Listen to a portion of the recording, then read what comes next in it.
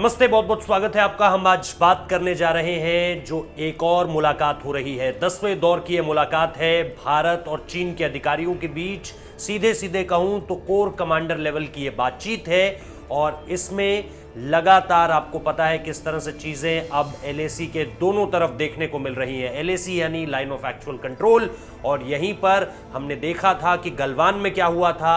8 महीने से ज्यादा का वक्त बीत चुका है, स्थिति लगातार खराब हो रही थी, लेकिन अब अच्छी खबर है। एक तरफ जो डिसएंगेजमेंट है एक तरह से, यानी दोनों सेनाएं अपनी अपनी उन जगहों को छोड़कर वापस जा रही हैं जहां पर वो अब तक तैनात थी, और ऐसे में अब जो बाकी के इलाके हैं वो बहुत महत्वपूर्ण हो जाते हैं, क्योंकि अब तक जहां से इलाका छोड़ दिया गया था वो इलाका था फिंगर एरियाज का, यानी पेंगोंग त्सो का।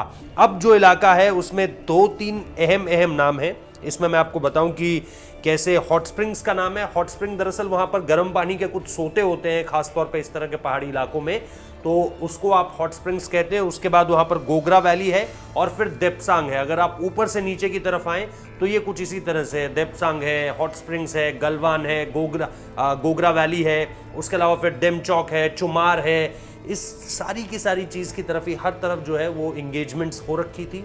पीएलए के सैनिक आ रखे थे, हमारी तरफ से हमारी सेना ने, आईटीबीपी आगे थी, सेना आगे थी, क्योंकि आपको पता है कि एलएसी की तरफ जो सबसे आगे फ्रंट पे रहते हैं वो हमारे आईटीबीपी के जवान रहते हैं, तो इसीलिए तैयारी पूरी थी। लेकिन अब बातचीत ये की जा रही है कि कैसे डिसएंगेजमेंट का प्रोसेस, जिस तरह से फिंगर एरिया से खत्म किया गया है, उसी तरह से एलएसी के बाकी के हिस्सों से भी खत्म किया जाए। इसी को लेकर हमारे जो 14 कोर्प्स के वहाँ पे कोर कमांडर है पीजी मेनन, वो निश्चित तौर पर अब उन्होंने पूरी की पूरी जिम्मेदारी संभाल ली है, और अभी तकरीबन 2 से 3 महीने हुए हैं उन्हें वहाँ पर आए हुए। उनसे पहले लेफ्टिनेंट जनरल हरिंदर सिंह थे वहाँ पर, और उन्होंने भी, इसके अलावा वाईके जोशी, जिस तरह के बयान उनकी तरफ से आ रहे हैं वो भी बहुत दिलचस्प हैं, क्योंकि वो कह रहे हैं कि डिसएंगेजमेंट स्मूथली आगे बढ़ रहा है।